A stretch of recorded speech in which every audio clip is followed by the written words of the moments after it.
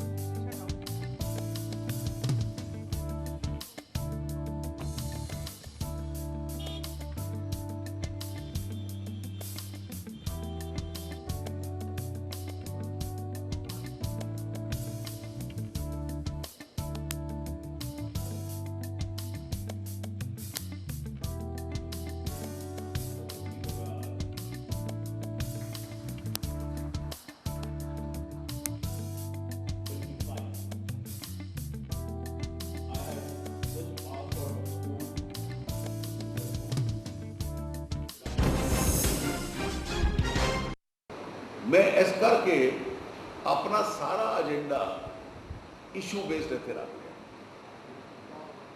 तो सब तो वड्डी ट्रैजेडी है वे कि कुछ लोगों ने इत्थों की पॉलिटिक्स को हल्का करके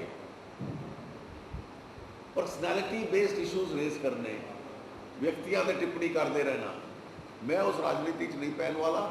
आई am going to concentrate on issues. मेरी पॉलिटिक्स अलग किस्म की है। तो तुम समझते हो कि यह 3-4 चीज़ों डिलीवर करने की मेरी कैपेसिटी है, मैं मानना मेरे है। और अगर तुम समझते हो तो द चॉइस इज योर्स।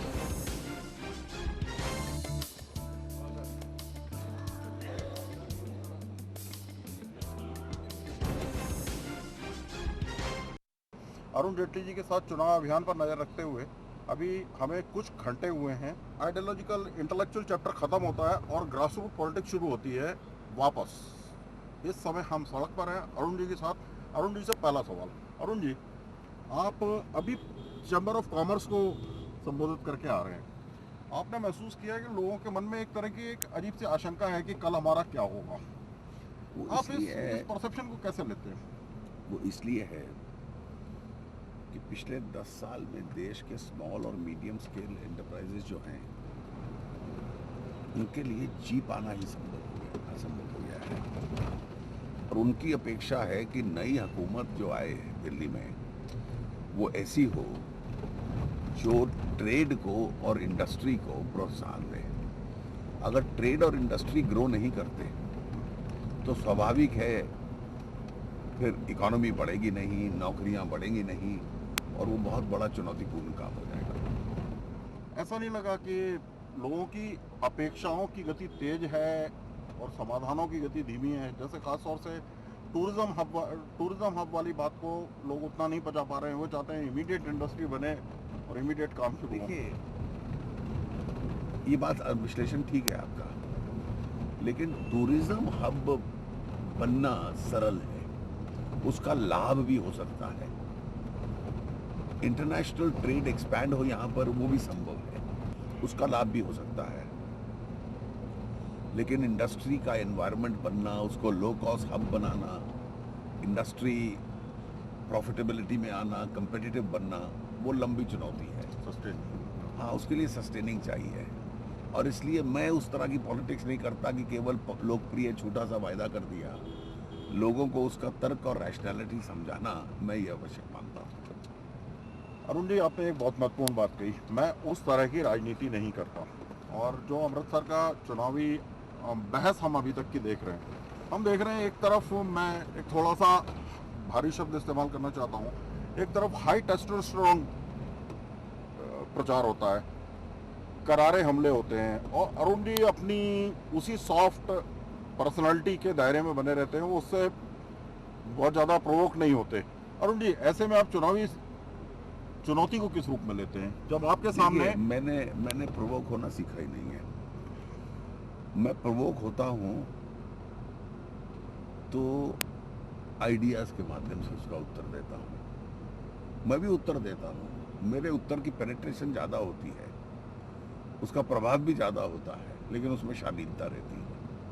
और शालीनता के साथ दिया गया तीखा जवाब लोग अभद्र भाषा के जवाब से बेटर प्रेफर करते हैं। एक बहुत महत्वपूर्ण, एक कह सकते हैं एक डिफाइनिंग पॉलिटिकल स्टेटमेंट अभी हमें अरुण जी से मिला है। उनका कहना है, नाम भले ही नहीं लिए हों, पर निश्चित तौर पर कैप्टन अमरिंदर सिंह के लिए, कि अभद्र भाषा का जवाब अगर शालीनता से दिया जाता है तो उसका असर जनता पे गहराई से होता है। अरुण जी, लेकिन जब आप अमृतसर से चुनाव लड़ने आते हैं, पहले तो थोड़ा सा हिस्ट्री में जाते हैं। आपको अचानक क्या सूझी कि अमृतसर से लोकसभा चुनाव लड़ा जाए? नहीं, ये निर्णय कोई मेरा निजी तो था नहीं। मेरा इस शहर से पारिवारिक संबंध रहा है, मेरा मातृक शहर है उस दृष्टि से। और उसके साथ साथ पार्टी का निर्णय था कि कई महत्वपूर्ण नगरों से, केंद्रों से पार्टी के वरिष्ठ नेता चुनाव लड़े। तो अमृतसर का चुनाव सबका सामूहिक मत था कि मैं यहाँ से आके लड़ूँ। क्या उस समय आपके मन में इस तरह का एंटिसिपेशन था कि कांग्रेस का उम्मीदवार कौन देखिए, होगा? किसी ना किसी तो मजबूत उम्मीदवार को देने की कोशिश करेंगे, तो कोई भी पार्टी अपना जो बेस्ट पॉसिबल कैपेसिटी होती है उसके मुताबिक करती है। जी। इस समय जो चुनावी स्थिति बन रही है, उसको आपने हजारों लोगों को चुनाव लड़ाया है, हजारों बार लड़ाया है, छात्र राजनीति से ही लोगों को चुनाव लड़ाते आ रहे हैं और लड़ते भी आ रहे हैं। इस समय की चुनावी स्थिति का आपका अपना विश्लेषण क्या है? नहीं, हम लोगों की स्थिति काफ़ी मजबूत है। और जिस तरीके से हमारा तेज गति से कैंपेन चल रहा है, मेरा पर्सनल संपर्क जिस तरह से लोगों से हो रहा है, और लोगों का जो रिस्पांस मेरे प्रति यहाँ पर आ रहा है, मुझे इसमें कोई संकोच नहीं है कहने में कि निश्चित रूप से ये सीट हमारी कंफर्टेबल होती जा रही है। अरुण जेटली जी, पूरा कॉन्फिडेंस उनको कि ये चुनाव अमृतसर लोकसभा सीट वो सरलता से जीत लेंगे। अरुण जी, क्या इसके साथ ही एक बड़ा भूमिका में बदलाव आएगा? Arun Jaitley from Rajya Sabha to Arun Jaitley from Lok Sabha. देखिए, ये एक नॉमेनक्लेचर है और लॉन्ग टर्म पॉलिटिक्स में इसका कोई अंतर नहीं पड़ता। संवैधानिक दृष्टि से एक ही महत्व होता है, लेकिन हाँ, अपनी गतिविधि में खूब अंतर पड़ता है, क्योंकि कॉन्स्टिट्यूएंसी के साथ जुड़ना और कॉन्स्टिट्यूएंसी के प्रेशर्स को लेना और कॉन्स्टिट्यूएंसी के विकास की चिंता करना, वो अपने प्रकार की राजनीति है और जिसमें एक एनर्जी और समय मेरा जाएगा। अरुण जी, पंजाब में विशेष तौर से और अमृतसर में इन जनरल मोदी वेव का प्रभाव कितना आपको नजर आता है? देखिए, जैसे जैसे चुनाव की डेट नीचे आती है, ये अंडरकरंट जो है वो सरफेस पे आ जाता है, और सरफेस पे आके उसकी तीव्रता एकदम स्पष्ट हो जाती है। ये हर राज्य में हो रहा है और धीरे धीरे यहाँ भी हो रहा है। जो चीन के इंडियन मैन्युफैक्चरिंग सेक्टर को जो चाइना से चुनौती है, जिसकी हीट वो महसूस करते हैं, जब आपके दीपावली के दिए से लेकर, दिया सलाई से लेकर, पटाखे से लेकर खिलौने तक।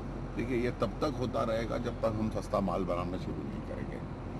इसलिए मैं अपने हर भाषण में जो उद्योग से करता हूँ, वहाँ मैं आग्रह करता हूँ कि ब्याज दरें सस्ती हों, ब्याज दरों के साथ साथ टैक्सेस रीजनेबल हों, ट्रेड करने की सुविधा सुधरे, खर्चे लोगों के कम उसमें पड़े, और जितने भी कम कीमत बना पाने वाले लो कॉस्ट मैन्युफैक्चरिंग के आइटम्स हैं, हम उस दिशा के अंदर जाएं। अरुण जी ने बहस को एक नई दिशा दी है। मैं इस दिशा में थोड़ा सा एक और सवाल करना चाहता हूँ। अरुण जी, ये बताएं कि जब आपके पास लैंड को लेकर इस तरह के नियम हैं और दबाव बढ़ते जा रहे हैं, लैंड किसी भी इंडस्ट्री के लिए अब सबसे बड़ी कॉस्ट हो गई है। बिजली का मामला आपने उठाया कि बिजली भी एक बड़ी कॉस्ट है, लेबर एक बड़ी कॉस्ट है और इनपुट्स की कॉस्ट अपने स्थान पर खास तौर से इस लैंड के सवाल का, जब तक आप इंडस्ट्री के लिए लैंड उपलब्ध ही नहीं होने देंगे तो इंडस्ट्री कैसे आगे बढ़ेगी? इसलिए निश्चित रूप से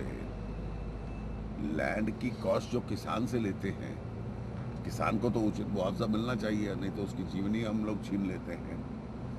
लेकिन लैंड मिले इंडस्ट्री को और मुआवजा इंडस्ट्री के खाते में से ही जाएगा और इंडस्ट्री को भी उस मुआवजे के लिए तैयार रहना चाहिए। लैंड सस्ता मिलेगा इंडस्ट्री को, ऐसी संभावना अब नहीं दिखती। अगर इंडस्ट्री सस्ता लेने की कोशिश करेगी तो उसकी कीमत कहाँ से आएगी? किसान की जेब में से निकालेंगे, वो तो संभव है नहीं।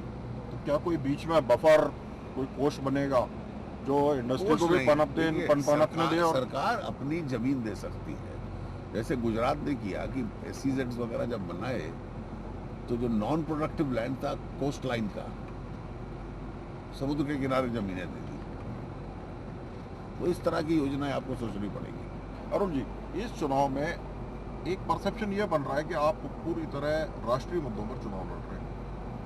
नहीं, राष्ट्रीय मुद्दों का चुनाव है क्योंकि राष्ट्रीय मुद्दे स्वाभाविक, लोकसभा का चुनाव है तो स्वाभाविक रहेंगे, लेकिन उसके साथ साथ मैं यहाँ पर बड़े पैमाने पर अमृतसर क्षेत्र के मुद्दों पे लड़ रहा हूँ।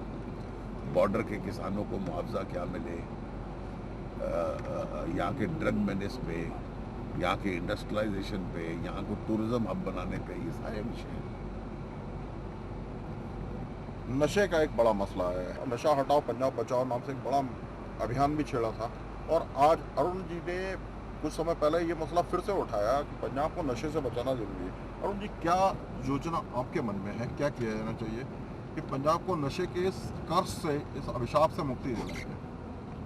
देखिए, सबसे बड़ा इशू तो ये है कि आपको बॉर्डर पे विजिलेंस तेज करनी पड़ेगी। बॉर्डर पे विजिलेंस तेज करने के बाद आपको सख्त सजा देनी पड़ेगी जो नशे की चीज़ें स्मगल करते हैं, जो उसका व्यापार करते हैं। नौजवानों के लिए आपको स्किल डेवलपमेंट और नौकरियां तैयार करनी पड़ेंगी ताकि कई बार उनका व्यर्थ और आइडल बैठे रहना वो अपने आप में उनको गलत रास्ते पर डालता है। अरुण जी, जैसे नशे का एक बड़ा हिस्सा जिसको हम चूरा पोस्ट या भुक्की वगैरह कहते हैं और कुछ अफीम बेस्ड प्रोडक्ट्स भी, ये राजस्थान की तरफ से भी पंजाब में बहुत बड़े पैमाने पर आते हैं। देश के बाकी जगहों पे भी नशे का ट्रेड हो रहा है। क्या लगता है नशे को लेकर भारत सरकार को एक कम से कम एक रिजोल्यूशन तो मन में रखना होगा कि हमें क्या करना है? निश्चित रूप से नारकोटिक कंट्रोल ब्यूरो है भारत सरकार का, जिसकी यह प्रमुख जिम्मेवारी है कि इन चीज़ों की चिंता करें। क्या अफीम की खेती पर राजस्थान मध्य प्रदेश में जो घोषित तौर पर होती है, चोरी छुपे कई और जगहों पर हो रही है, उस पर नियंत्रण लगाने की कोई मन में आपके विचार है? उसको कर्टेल किया जाए, वो मेडिकल नाम पे करते हैं लेकिन बाद में स्पिल ओवर बहुत ज़्यादा है। देखिए, अगर जहाँ होती है वहाँ कंट्रोल्ड इन्वायरमेंट हो और उसका डिस्ट्रीब्यूशन कंट्रोल हो, जिसमें वहाँ की सरकारों का बहुत बड़ा रोल रहे।